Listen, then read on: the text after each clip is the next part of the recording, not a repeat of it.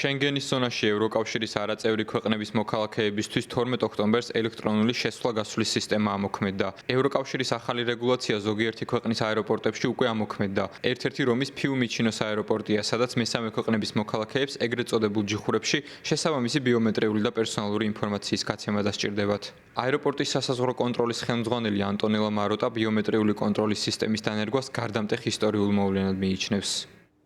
შეგვიძლია ვთქვათ, რომ ეს ისტორიული და გარდამტეხი მომენტია იმ მესამე ქვეყნის მოქალაქეების სასაზღვრო კონტროლის კუთხით, რომლებიც გათავისუფლებული არიან სავიზო კონტროლისგან, ან აქვთ მოკლევადიანი ვიზები 90 დღიდან 180 დღემდე. ისინი ქვეყანაში ავტომატურ საკონტროლო პროცედურას გაივლიან. რას მოიცავს ეს კონტროლი?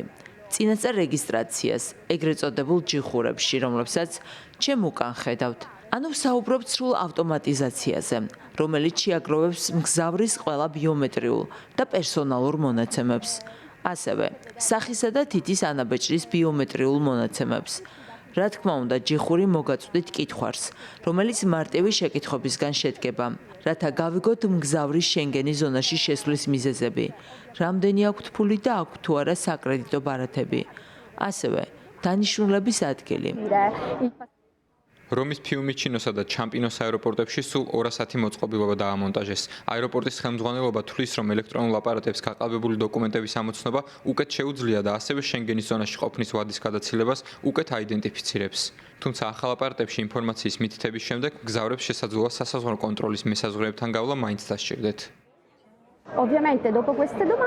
კითხვებზე პასუხის გაცემის შემდეგ მგზავრებს შეეძლებათ მისვლა საკონტროლო ან ელექტროჯიხურებში, სადაც დახვდებათ პოლიციელი, რომელთანაც გაევლიან შესაბამის სასაზღვრო შემოწმებას, ეროვნული შენგენისა და ინტერპოლის მონაცემთა ბაზების მიხედვით. მგზავრი კვლავ მიაწვდის პოლიციელს ბიომეტრიულ მონაცემებს, როგორც პირველი მისვლისას. ელექტრონულ კარიბჭეებზე ეს პროცესი ავტომატური იქნება. ბიომეტრიული კონტროლის სისტემა იმოქმედებს შენგენის ზონის 29 ქვეყანაში, მათ შორის ევროკავშირის წევრ 25 ქვეყანაში, ასევე შვეიცარიაში, ნორვეგიაში, ლიხტენშტაინსა და ისლანდიაში. ელექტრონული შესვლა-გასვლის სისტემის დანერგვის პროცესი სრულად 2026 წლის 10 აპრილამდე დასრულდება.